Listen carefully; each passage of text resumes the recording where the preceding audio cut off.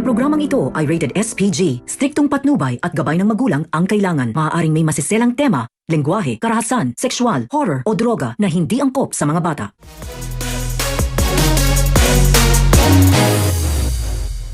Nang dahil nga sa ginawa kina Mutya, Lulu at Lala ay gagawa ang mga ito ng paraan para malaman nila kung sino nga ang humabol sa kanila at nagbanta. Malalaman naman nila agad kung sino ang mga ito at nang makumpirmado nga nila ang kanilang hinala ay agad nilang kukumprontahin ang mga iyon. Pero tinakbuhan sila ng mga ito at nang makita nga nila ulit ang mga ito na tila may hinihintay ay kukuhaan nila ng video ang dalawang lalaki. At habang kinukuhanan nga nila ng video ang mga ito ay bigla namang magriring ang telepono ni Mutya dahilan para mapalingon sa kanila ang isa sa mga ito.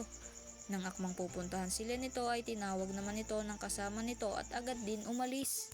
Sa kabilang banda dahil nga sa ginawa ni Matos ay kinulong ito ng mga magulang niya sa kwarto nito at hindi daw ito makakalabas doon hanggang hindi daw ito gumagaling. Samantala gumawa na nga ng hakbang itong sila Kidlat kung paano sila makakalaya doon sa Boys Town. Pupunta nga ang mga ito sa opisina ni Ma'am Joyce para makagamit ng telepono dahil gusto nilang matawagan si Ima Hana para ipaalam at sabihin dito na kailangan daw makausap ng mga ito si Matos dahil ito lang daw ang makakapagpatunay na wala silang kasalanan sa nangyaring sunog sa Riles. Pero hindi pala kabisado ni Kidlat ang numero nito. Buti na lang to the rescue itong si Dagul at sinabing sa ulo daw nito ang numero ni Mutya kaya yun na lang ang kanilang tinawagan. Habang si Sigat Kidlat ay sinusubukang kontakin itong si Mutya, sila Kulot at Dagul naman ang lookout sa labas. Nang paparating na nga itong si Ma'am Joyce ay bobola-bolahin ito nila Kulot at Dagul para iparinig kila Sigat Kidlat na nandoon na nga itong si Ma'am Joyce.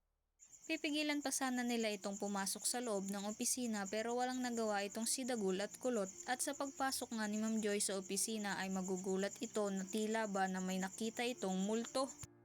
Ano kaya sa tingin nyo ang nakita nitong si Ma'am Joyce sa loob ng opisina nito? Sila Sig at Kidlat nga kaya ang nakita nitong si Ma'am Joyce? At bakit kaya ganun na lang ang pagkagulat nito? Yan ang ating abangan. Kaya naman para hindi ka mahuli sa mga kakanapan sa Batang Riles, ay huwag mo naman kalimutang i-like ang video na ito and don't forget to subscribe. Thanks for watching. Bye-bye!